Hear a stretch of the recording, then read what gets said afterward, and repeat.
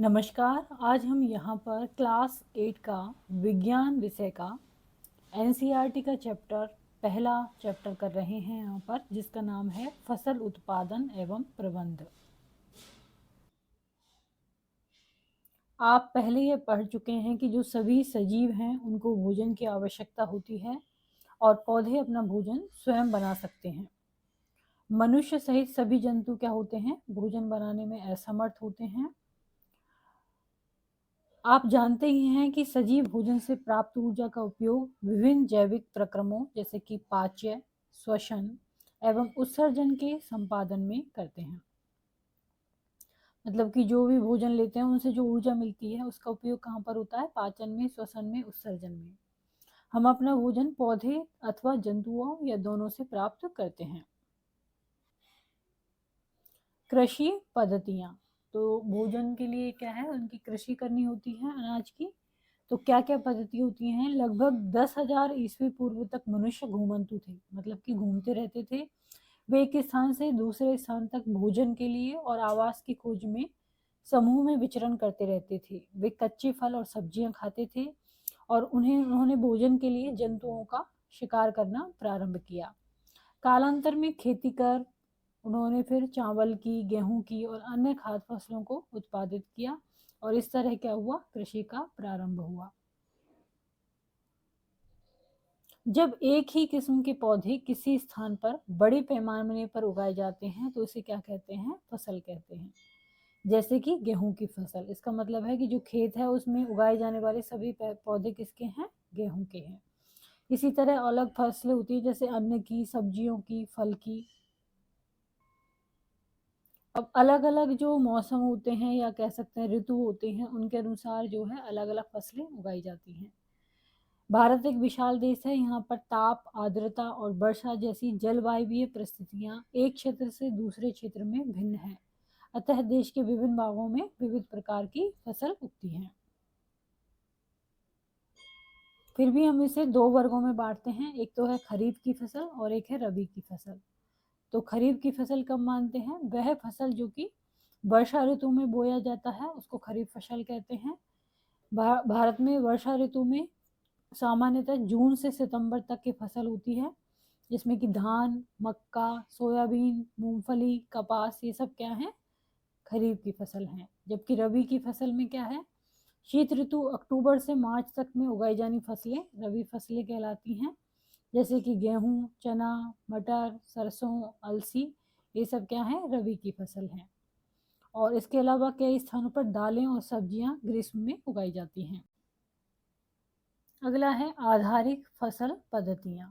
कौन कौन सी फसल पद्धतियां होती हैं? धान को बहुत अधिक पानी की आवश्यकता होती है, अतः इसे केवल वर्षा ऋतु में ही उगाते हैं। अब किसान को फसल उगाने के लिए बहुत से क्रियाकलाप करने पड़ते हैं, कई कृषि पद्धतियां करनी पड़ती हैं। ये कौन सी हैं? मिट्टी तैयार करना, बुआई करना, खाद एवं उर्वरक देना, सिंचाई, खरपतवार से सुरक्षा, कटाई और भंडारण। मिट्टी तैयार करना, तो फसल उगाने से पहले सबसे पहले क्या करना होता है? मिट्टी तैयार करना इसका प्रथम चरण होता है। मिट्टी को पलटना और इसे पोला बनाना, पलट पलट के इसको पोला बनाते हैं। कृषि का ये एक अत्यंत महत्वपूर्ण कार्य है। इससे जड़ें भूमि में गहराई तक जा सकती हैं, क्योंकि जब वो पोला हो जाता है तो उसमें गहराई तक जा पाएंगी। पोली मिट्टी में गहराई में धसी जड़ें भी सरलता से श्वसन कर सकती हैं। और पोली मिट्टी से क्या होता है? जो मिट्टी में रहने वाले केंचुए हैं और सूक्ष्म जीवी हैं वो वृद्धि करने में सहायता होती है पोली मिट्टी से।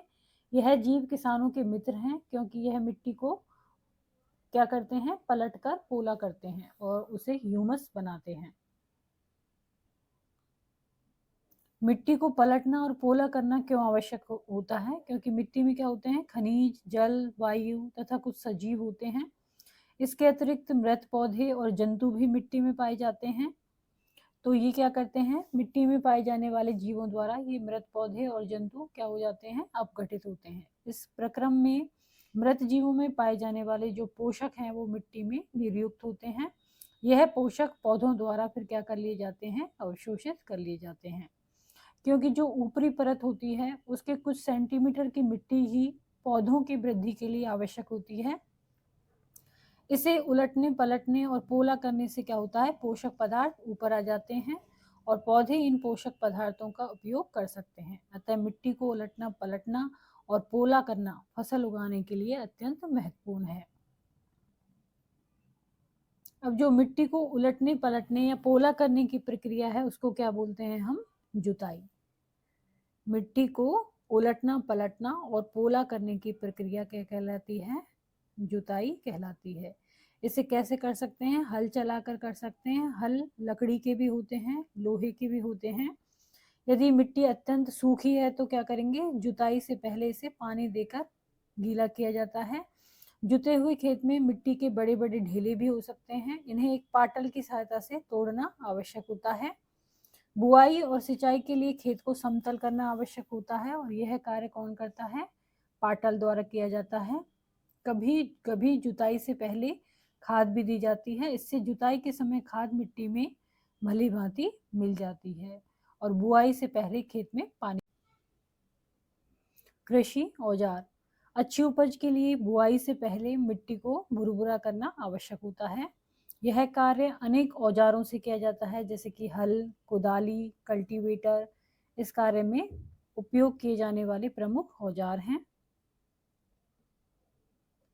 जैसा कि इस चित्र में देख सकते हैं हम, ये क्या है, हल है, ये किसान है और ये यहाँ पर है फाल, हल शैफ्ट ये कहलाता है, ये हिस्सा हल शैफ्ट, और ये है हल फाल जो कि यहाँ पर दिखाया गया है ये अलग से। हल, प्राचीन काल से ही हल का उपयोग जुताई, खाद उर्वरक मिलाने, खरपतवार निकालने और मिट्टी खुरचने के लिए किया जाता रहा है। यह औजार लकड़ी का बना होता है जिसे बैलों की जोड़ी अथवा अन्य पशुओं, घोड़े, ऊंट की सहायता से खींचा जाता है। इसमें लोहे की मजबूत तिकोनी पत्ती होती है जिसे क्या कहते हैं, फाल कहते हैं। हल का मुख्य भाग लंबी लकड़ी का बना होता है जिसे हल शैफ्ट कहते हैं। तो ये लोहे का बना हुआ, ये लकड़ी का बना हुआ, ये जोत है जिससे इसको बांध के रखा जाता है।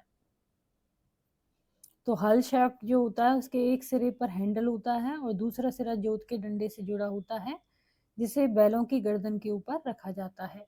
एक जोड़ी बैल एवं एक आदमी इसे सरलता से चला सकता है। आजकल लोहे के हल तेजी से देसी लकड़ी के हल की जगह ले रहे हैं। ये यहाँ पर दिया हुआ है कुदाली का चित्र, ये जोत, ये छड़ है, इसमें ये मुड़ी हुई प्लेट है, ये हैंडल है और ये पकड़ है। कुदाली, यह एक सरल औजार है जिसका उपयोग खरपतवार निकालने और मिट्टी को पोला करने के लिए किया जाता है। इसमें लकड़ी तथा लोहे की छड़ होती है जिसके एक सिरे पर लोहे की चौड़ी और मुड़ी प्लेट लगी होती है जो ब्लेड की तरह कार्य करती है। इसका दूसरा सिरा पशुओं द्वारा खींचा जाता है। अब आता है नेक्स्ट कल्टीवेटर। कल्टीवेटर क्या है, कल्टीवेटर को ट्रैक्टर द्वारा चलाते हुए, ये कल्टीवेटर को ट्रैक्टर से चला रहे हैं। कल्टीवेटर, आजकल जुताई ट्रैक्टर द्वारा संचालित कल्टीवेटर से की जाती है। कल्टीवेटर के उपयोग से श्रम और समय दोनों की ही क्या। बुआई, बुआई क्या होता है, फसल उत्पादन का सबसे महत्वपूर्ण चरण है यह। बोने से पहले अच्छी गुणवत्ता वाले साफ और स्वस्थ बीजों का चयन किया जाता है। जो बीज हैं उसमें से अच्छे गुण वाले कौन से हैं, साफ और स्वस्थ कौन से हैं, उनको सेलेक्ट किया जाता है। किसान अधिक उपज देने वाले बीजों को प्राथमिकता देते हैं। अब बीजों का चयन कैसे करते हैं। एक दिन मैंने अपनी माँ को देखा कि माँ चने के कुछ बीज एक बर्तन में रखकर उसमें कुछ पानी डाल रही है। कुछ मिनट पश्चात कुछ बीज पानी के ऊपर तैरने लगे। मुझे आश्चर्य हुआ कि कुछ बीज पानी के ऊपर क्यों तैरने लगे, क्योंकि वो हल्के थे और पूरी तरह से डेवलप नहीं थे, तो वो ऊपर तैर के आ गए। जो बीज पानी में बैठ जाते हैं वो हल्के होते हैं या भारी। क्षतिग्रस्त बीज क्या होते हैं, खोखले हो जाते हैं और इस कारण से हल्के होते हैं और ये जल पर तैरने लग जाते हैं। अच्छे और स्वस्थ बीजों को क्षतिग्रस्त बीजों से अलग करने की यह एक अच्छी विधि है। बुआई से पहले बीज बोने के औजारों के बारे में जानना आवश्यक है। तो यहाँ पर दिया हुआ है ये बीज बोने का पारंपरिक तरीका, और ये है सीड ड्रिल। ये सीड ड्रिल है, इससे बीज बोए जाते हैं। परंपरागत औजार। परंपरागत रूप से बीजों की बुआई में इस्तेमाल किया जाने वाला औजार कीप के आकार का होता है, जैसा कि चित्र 1.2a में आप देख सकते हैं। ये है कीप के आकार का और इस तरह से ये होता है। बीजों को कीप के अंदर डालने पर यह 2 या 3 नुकीले सिर वाले पाइपों से गुजरते हैं। ये सिरे मिट्टी को भेद कर बीज को स्थापित कर देते हैं। यहाँ पर दिया हुआ है सीड ड्रिल। सीड ड्रिल क्या है? आजकल बुआई के लिए ट्रैक्टर द्वारा संचालित सीड ड्रिल का उपयोग होता है। इसके द्वारा बीजों में समान दूरी पर और गहराई बनी रहती है। यह सुनिश्चित करता है कि बुआई के बाद बीज मिट्टी द्वारा ढक जाए। इससे बीजों को पक्षियों द्वारा खाए जाने से रोका जा सकता है। सीड ड्रिल द्वारा बुआई करने के समय और श्रम दोनों की ही इसमें बचत होती है। मेरे विद्यालय के समीप एक पौधशाला नर्सरी है। मैंने देखा कि पौधे छोटे छोटे थैलों में रखे हैं। वे इस प्रकार क्यों रखे गए हैं? धान जैसे कुछ पौधों के बीजों को पहले पौधशाला में उगाया जाता है। पौध तैयार हो जाने पर उन्हें हाथों द्वारा खेत में रोपित करते हैं। कुछ वनीय पौधे एवं पुष्पी पौधे भी पौधशाला में उगाए जाते हैं। पौधों को अत्यधिक घने होने से रोकने के लिए बीजों के बीच उचित दूरी होना अत्यंत महत्वपूर्ण है, कि दूरी हो उनके बीच तो वो प्रॉपर क्या उग सकते हैं। इससे पौधों को सूर्य का प्रकाश, पोषक एवं जल पर्याप्त मात्रा में प्राप्त होते हैं। अधिक घनेपन को रोकने के लिए कुछ पौधों को खाद एवं उर्वरक मिलाना। वे पदार्थ जिन्हें मिट्टी में पोषक स्तर बनाए रखने के लिए मिलाया जाता है उन्हें खाद या उर्वरक कहते हैं। तो मिट्टी की पोषकता बनी रहे इसके लिए उसमें खाद और उर्वरक मिलाए जाते हैं। मैंने एक खेत में उगने वाले स्वस्थ फसल पौधों को देखा, जबकि पास के खेत में पौधे कमजोर थे। कुछ पौधे अन्य पौधों की तुलना में ज़्यादा अच्छी तरह से क्यों उगते हैं? मिट्टी क्या करती है? फसल को खनिज पदार्थ प्रदान करती है। यह पोषक पौधों की वृद्धि के लिए आवश्यक होता है। जो खनिज पदार्थ है वो पौधों की वृद्धि के लिए आवश्यक होता है। कुछ क्षेत्रों में किसान खेत में एक के बाद दूसरी फसल उगाता रहता है। खेत कभी भी खाली नहीं छोड़े जाते। कल्पना कीजिए कि पोषकों का क्या होता होगा जिसमें एक के बाद एक फसल होती है। फसलों के लगातार उगाने से मिट्टी में कुछ पोषकों की कमी हो जाती है। इस क्षति को पूरा करने के लिए किसान खेतों में खाद देते हैं। यह प्रक्रम खाद देना कहलाता है। अपर्याप्त खाद देने से पौधे कमजोर हो जाते हैं। खाद एक कार्बनिक जैविक पदार्थ है जो कि पौधों या जंतु अपशिष्ट से प्राप्त होती है। पौधों के अपशिष्ट से या जंतु अपशिष्ट से।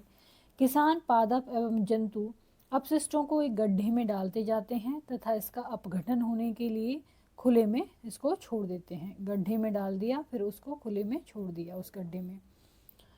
अपघटन कुछ सूक्ष्म जीवों द्वारा होता है। अपघटित पदार्थ खाद के रूप में उपयोग किया जाता है। आप कक्षा 6 में वर्मी कंपोस्टिंग अथवा केंचुए द्वारा खाद तैयार करने के विषय में पढ़ चुके हैं।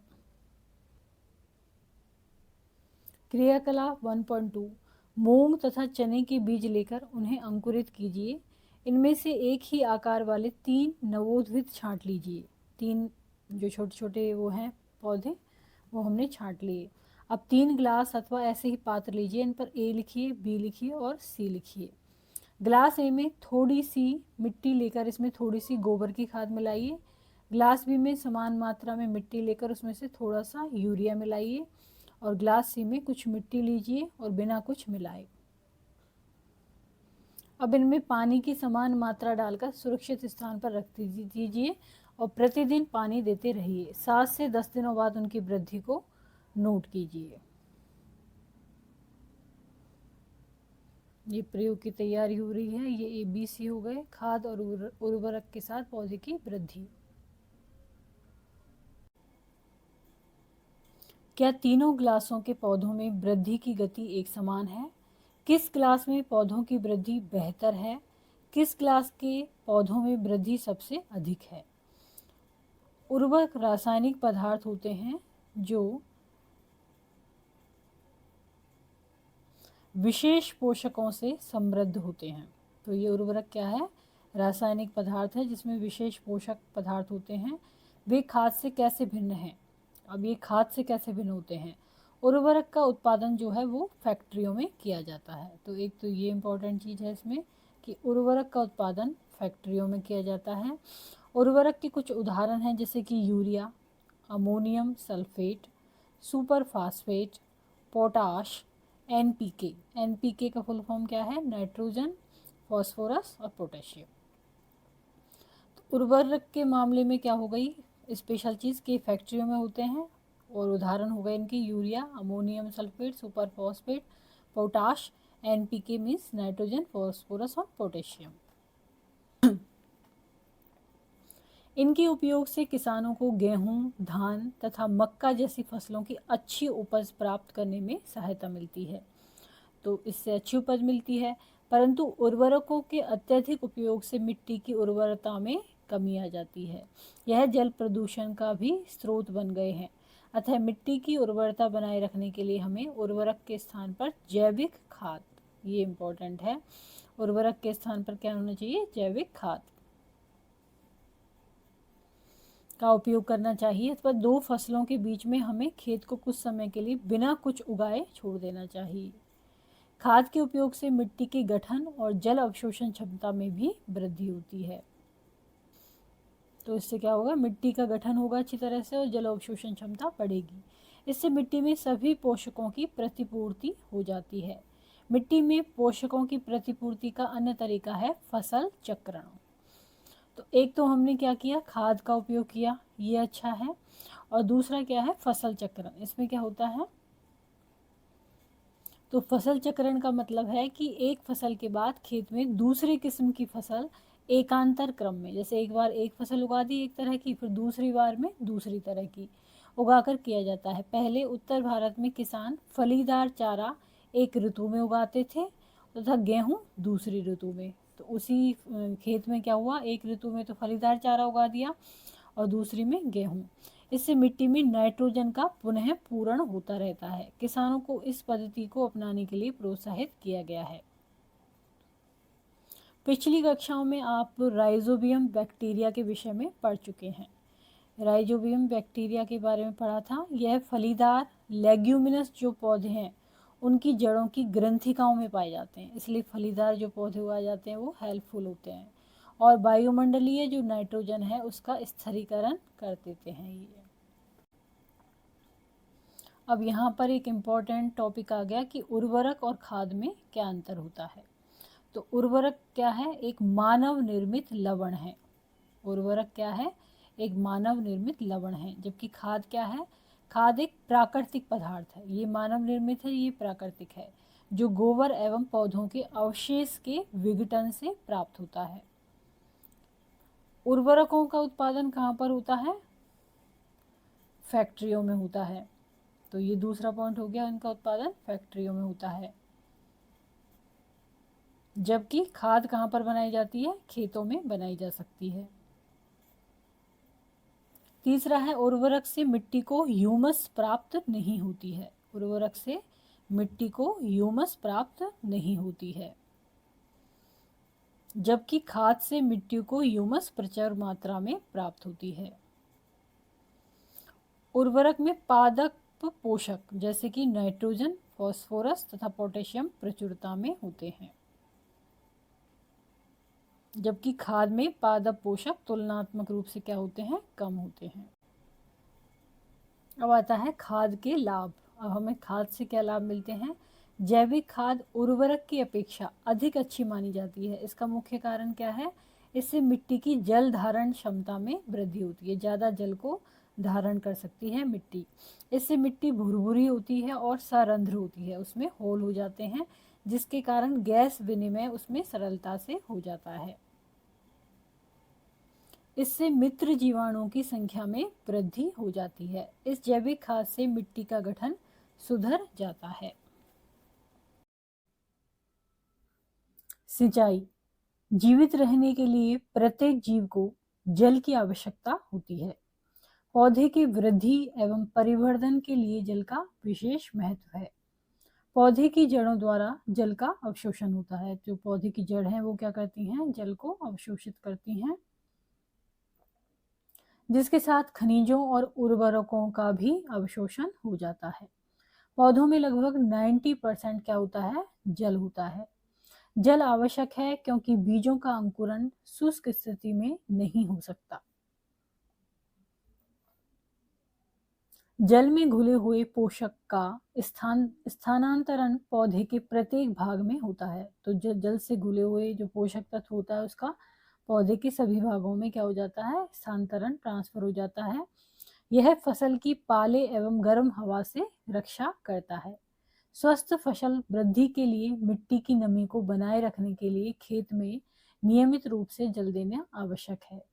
तो स्वस्थ फसल की वृद्धि हो और मिट्टी की नमी बनी रहे, इसके लिए क्या होगा, जल को देना आवश्यक होगा। निश्चित अंतराल पर खेत में जल देना सिंचाई कहलाता है। तो सिंचाई की डेफिनेशन क्या हो गई, परिभाषा, कि एक निश्चित अंतराल पर खेत में जल देना सिंचाई कहलाता है। सिंचाई, तो सिंचाई का समय जो है और बारंबारता, फसल कौन सी फसल कर रहे हैं हम, उस पर, मिट्टी कैसी है जिसमें फसल कर रहे हैं, और ऋतु कौन सी है, गर्मी है, सर्दी है। तो गर्मी में जो पानी देने की बारंबारता है अपेक्षाकृत अधिक होती है, क्योंकि पानी की अधिक आवश्यकता होती है पौधों को। ऐसा क्यों है, क्या यह मिट्टी एवं पत्तियों से जल वाष्पन की दर अधिक होने के कारण होता है, जल वाष्प हो जाता है इसलिए। इस वर्ष पानी देते समय मैं अधिक सतर्क हूँ। पिछली गर्मियों में मेरे पौधे सूख और मर गए थे।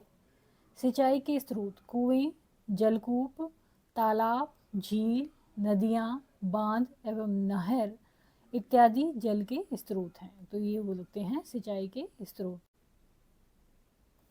सिंचाई के पारंपरिक तरीके, ये क्या हो रही है, यहाँ पर सिंचाई हो रही है, किससे हो रही है, मोट से। इसके अलावा यहाँ पर चैन पंप से हो रही है, यहाँ पर ढेकली से, और यहाँ पर रहट से। तो सिंचाई के पारंपरिक तरीके क्या हैं, कुओं, झीलों एवं नहरों में उपलब्ध जल को निकालकर खेतों तक पहुंचाने के तरीके विभिन्न क्षेत्रों में भिन्न भिन्न हैं। मवेशी अथवा मजदूर इन विधियों में इस्तेमाल किए जाते हैं, अतः यह सस्ते हैं परंतु यह कम दक्ष हैं। विभिन्न पारंपरिक तरीके निम्न हैं, जैसे कि मोट गिरनी, चैन पंप, ढेकली, रहट, उत्तोलक तंत्र,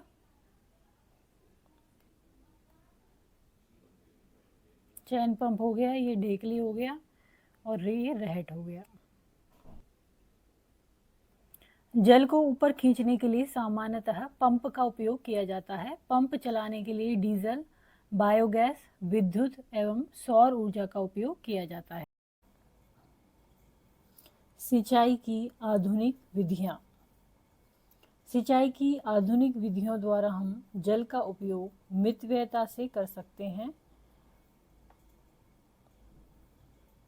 मतलब कि कम जल के उपयोग से सिंचाई कर सकते हैं। तो मुख्य विधियां क्या हैं इसकी, पहली है छिड़काव तंत्र, जिसको इंग्लिश में हम बोलते हैं स्प्रिंकलर सिस्टम, स्प्रिंकलर। तो इस विधि का उपयोग असमतल भूमि के लिए किया जाता है, जहाँ पर जल कम मात्रा में उपलब्ध होता है। तो कंडीशन ये है कि जल कम मात्रा में उपलब्ध है, असमतल भूमि है, तो वहाँ पर ये किया जाता है। उर्दू पाइपों नलों के ऊपरी सिरों पर घूमने वाले नोजल लगे होते हैं। जैसे कि ये नल है तो यहाँ पर नोजल लगे हुए हैं ऊपरी सिरों पर, यहाँ से स्प्रिंकल होता है पानी। और ये है छिड़काव तंत्र। छिड़काव तंत्र, यह पाइप निश्चित दूरी पर मुख्य पाइप से जुड़े होते हैं। जब पंप की सहायता से जल मुख्य पाइप में भेजा जाता है तो वह घूमते हुए नोजल से बाहर निकलता है। तो ये मुख्य पाइप है और ये नल है, इसमें ये नोजल है, इससे घूमेगा ये और फिर जल छिड़काव होगा। इसका छिड़काव पौधों पर इस प्रकार होता है जैसे कि वर्षा हो रही है। छिड़काव लॉन, कॉफ़ी की खेती एवं कई अन्य फसलों के लिए अत्यंत उपयोगी है। दूसरा है ड्रिप तंत्र, ड्रिप सिस्टम। इस विधि में जल बूंद बूंद करके सीधे पौधों की जड़ों में गिरता है। यहाँ पर चित्र है ड्रिप तंत्र का, और ये जो पौधे हैं इनकी सीधे जड़ों में जा रहा है ट्रिप ट्रिप करके क्या, पानी। अतः इसे ड्रिप तंत्र कहते हैं। फलदार पौधे, बगीचों और वृक्षों को पानी देने का यह सर्वोत्तम तरीका है। इससे पौधे को बूंद बूंद करके जल प्राप्त होता है। इस विधि में जल बिल्कुल भी व्यर्थ नहीं होता है, अतः यह जल की कमी वाले। अगला है खरपतवार से सुरक्षा। बूझो और पहेली निकट के गेहूं के खेत में गए और उन्होंने देखा कि खेत में फसल के साथ कुछ अन्य पौधे भी उग रहे हैं। क्या ये अन्य पौधे विशेष उद्देश्य के लिए उगाए गए हैं? खेत में कई अन्य अवांछित पौधे जो कि हम खुद नहीं लगाते, वो अपने आप ही उगते हैं, प्राकृतिक रूप से फसल के साथ उग जाते हैं। इन अवांछित पौधों को ही क्या कहते हैं? खरपतवार कहते हैं। और खरपतवार हटाने को हम क्या कहते हैं? निराई कहते हैं। निराई आवश्यक है क्योंकि खरपतवार क्या करता है? जल, पोषक, जगह और प्रकाश की स्पर्धा, जो आपस में कंपटीशन होता है पौधों में, उसको ये बढ़ा देता है और इसकी वजह से क्या करता है? फसल की वृद्धि पर प्रभाव डालते हैं। कुछ खरपतवार कटाई में भी बाधा डालते हैं तथा मनुष्य और पशुओं के लिए विषैले भी हो सकते हैं। कटाई में भी बाधा डालेंगे और मनुष्य और पशुओं के लिए क्या होंगे? विषैले होंगे। खरपतवार को हटाने और उनकी वृद्धि को नियंत्रित करने के लिए किसान विभिन्न तरीके अपनाता है। फसल उगाने से पहले खेत जोतने से खरपतवार उखाड़ने एवं हटाने में सहायता मिलती है। जब फसल उगाते हैं उससे पहले खेत जोतते हैं तो उसमें क्या होगा? खरपतवार जो होगा उनको उखाड़ देंगे और उनको हटा देंगे। इससे खरपतवार पौधे सूखकर मर जाते हैं और मिट्टी में मिल जाते हैं। खरपतवार हटाने का सर्वोत्तम समय होता है उनमें पुष्पण एवं बीज बनने से पहले का। खरपतवार में फूल आए और बीज बने उससे पहले उसको हटा देना चाहिए। खरपतवार पौधों को हाथ से जड़ सहित उखाड़कर अथवा भूमि के निकट से काटकर समय समय पर हटा दिया जाता है। यह कार्य खुरपी के द्वारा या हैरो की सहायता से किया जाता है। रसायनों के उपयोग से भी खरपतवार नियंत्रण किया जाता है और इन रसायन जो केमिकल होते हैं इनको क्या कहते हैं? खरपतवार नाशी कहते हैं। जैसे कि 2,4-D। खेतों में इनका छिड़काव किया जाता है जिससे खरपतवार पौधे मर जाते हैं परंतु फसल को कोई हानि नहीं होती है। खरपतवार नाशी को जल में आवश्यकता अनुसार मिलाकर स्प्रेयर, फुहारा की सहायता से खेत में छिड़काव कर देते हैं। ये छिड़काव कर रहे हैं खरपतवार नाशी का। क्या खरपतवार नाशी का प्रभाव इसको छिड़कने वाले व्यक्ति पर भी पड़ता है? जैसा कि पहले बताया गया है, खरपतवार की वृद्धि के समय तथा पुष्पन एवं बीज बनने के पहले ही खरपतवार नाशी का छिड़काव करते हैं। खरपतवार नाशी में छिड़काव से किसान के स्वास्थ्य पर भी प्रभाव पड़ सकता है, अतः इन रसायनों का प्रयोग सावधानी पूर्वक करना चाहिए। छिड़काव करते समय उन्हें अपना मुंह और नाक कपड़े से ढक लेनी चाहिए। कटाई, फसल की कटाई एक महत्वपूर्ण कार्य है। फसल पक जाने के बाद उसका काटना क्या कहलाता है? कटाई कहलाता है। कटाई के दौरान या तो पौधों को खींचकर उखाड़ लेते हैं अथवा उसे धरातल के पास से काट लेते हैं। एक अनाज फसल को पकने में लगभग 3 से 4 महीने का समय लगता है, यदि वो अनाज है तो। हमारे देश में दरांती की सहायता से हाथ द्वारा कटाई की जाती है। ये दिखाया गया है, दरांती अथवा एक मशीन का उपयोग किया जाता है जिसे कहते हैं हार्वेस्टर। काटी गई फसल से बीजों दानों को भूसे से अलग किया जाता है, इसको कहते हैं थ्रेशिंग। मतलब उसमें से जो फसल है उसमें से बीज अलग अलग हो जाए उसको कहते हैं थ्रेशिंग। यह कार्य किसके द्वारा किया जाता है? कंबाइन मशीन के द्वारा, जो वास्तव में हार्वेस्टर और थ्रेशर का ही एक संयुक्त रूप होती है। कंबाइंड होता है जिसमें हार्वेस्टर और थ्रेशर दोनों होते हैं। छोटे खेत वाले किसान अनाज के दानों को फटक के, जिसको कहते हैं विनोइंग द्वारा अलग करते हैं। आप इसके विषय में कक्षा 6 में पढ़ चुके हैं। ये यहाँ पर दिखा गया है कंबाइन मशीन का चित्र। कटाई के बाद कभी कभी तने के टुकड़े खेत में ही रह जाते हैं जिन्हें किसान जला देते हैं। पहेली इन टुकड़ों को खेत में जलाने के कारण चिंतित है। वह जानती है कि इससे प्रदूषण होता है, इससे खेत में पड़ी फसल में आग लगने का खतरा भी होता है। ये यहाँ पर चित्र दिया हुआ है विनोइंग मशीन का, जो फटकने वाली मशीन है, बीज को अलग करती है, उसका चित्र है ये। कटाई पर्व। 3-4 महीनों के कठोर परिश्रम के बाद कटाई का समय आता है। स्वर्णिम दानों से भरी खड़ी फसल किसानों के हृदय में उल्लास और अच्छे समय का भाव संचारित करती है। यह समय थोड़ा आराम करने और खुशी मनाने का होता है, क्योंकि पिछली ऋतु के प्रयत्न का फल मिलता है, फसल मिलती है। इसलिए भारत के सभी भागों में कटाई का समय हर्षोल्लास एवं खुशी का होता है। पुरुष और महिलाएं सभी मिलकर इस पर्व को मनाते हैं। कटाई ऋतु के साथ कुछ विशेष पर्व होते हैं जैसे कि पोंगल, बैसाखी, होली, दिवाली, नवान्या, बिहू, ये सब जुड़े हुए हैं। भंडारण। उत्पाद का भंडारण एक महत्वपूर्ण कार्य है। यदि फसल के दानों को अधिक समय तक रखना हो तो उन्हें नमी, कीट, चूहों और सूक्ष्म जीवों से सुरक्षित रखना होगा। तो सुरक्षित रखने के लिए ही इनका क्या करते हैं? भंडारण करते हैं।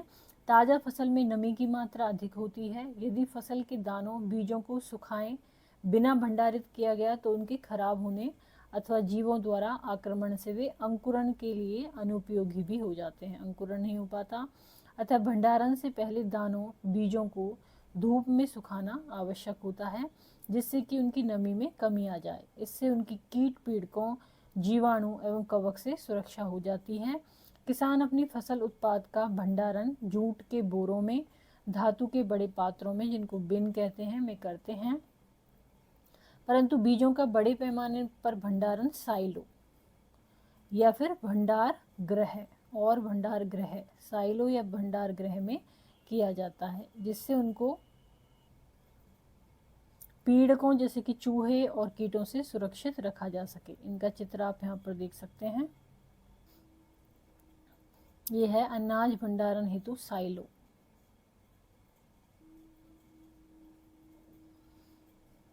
और ये है भंडार गृह में बोरों में अनाज का भंडारण। मैंने अपनी माँ को अनाज रखे लोहे के ड्रम में नीम की सूखी पत्तियां रखते देखा है। मुझे आश्चर्य हुआ, क्यों? नीम की सूखी पत्तियां घरों में अनाज के भंडारण में उपयोग की जाती हैं। बड़े भंडार गृहों में अनाज को पीड़कों और सूक्ष्म जीवों से सुरक्षित रखने के लिए रासायनिक उपचार भी किया जाता है। इस सारणी की पूर्ति के पश्चात आपने देखा होगा कि पौधों की तरह ही जंतु में भी हमें विभिन्न प्रकार के खाद्य पदार्थ प्रदान करते हैं। समुद्र के तटीय क्षेत्रों में रहने वाले लोग मछली का मुख्य आहार के रूप में उपयोग करते हैं। पिछली कक्षाओं में पौधों से प्राप्त होने वाले खाद्य पदार्थों के विषय में आप पढ़ चुके हैं। हमने अभी सीखा कि फसल उत्पादन के विभिन्न चरण होते हैं, जैसे कि बीजों का चयन, बुआई इत्यादि। इसी प्रकार घरों में अथवा फॉर्म पर पालने वाले पालतू पशुओं को उचित भोजन, आवास और देखभाल की आवश्यकता होती है। जब ये बड़े पैमाने पर किया जाता है तो इसको क्या कहते हैं? पशुपालन कहते हैं। मछली स्वास्थ्य के लिए अच्छा आहार है। हमें मछली से कॉड लीवर तेल मिलता है जिसमें कि विटामिन डी अधिक मात्रा में पाया जाता है। तो मछली से मिलता है कॉड लीवर ऑयल और इसमें विटामिन डी प्रचुर मात्रा में होता है।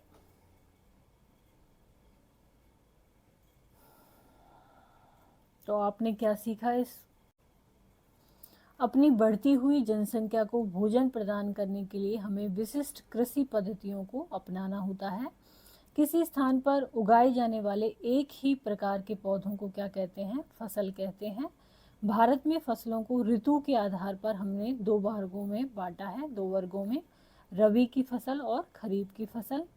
जुताई करके मिट्टी तैयार करना और उसे समतल करना आवश्यक होता है। जुताई के द्वारा क्या करते हैं? मिट्टी को तैयार करते हैं और उसे समतल बनाते हैं। इस कार्य के लिए हल का तथा पाटल का प्रयोग किया जाता है। बीजों को उचित गहराई पर बोना और उनके बीच उचित दूरी रखना अच्छी उपज के लिए आवश्यक होता है। बीजों की अच्छी किस्म का चयन करके स्वस्थ बीजों को बोया जाता है। सीड ड्रिल की सहायता से बुआई की जाती है। बुआई किसकी सहायता से की जाती है? सीड ड्रिल की सहायता से।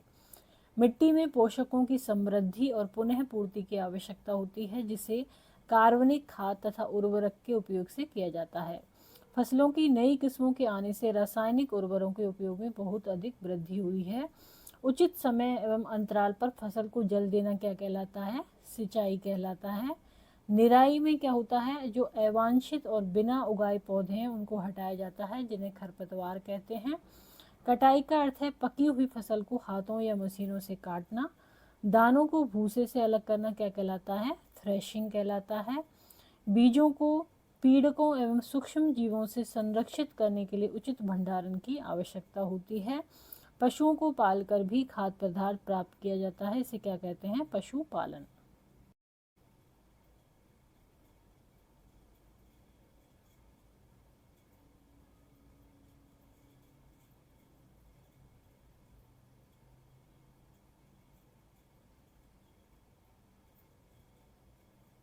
तो आपको वीडियो पसंद आया हो तो उसको लाइक करें, चैनल को सब्सक्राइब करें, कमेंट करें और शेयर करें। धन्यवाद।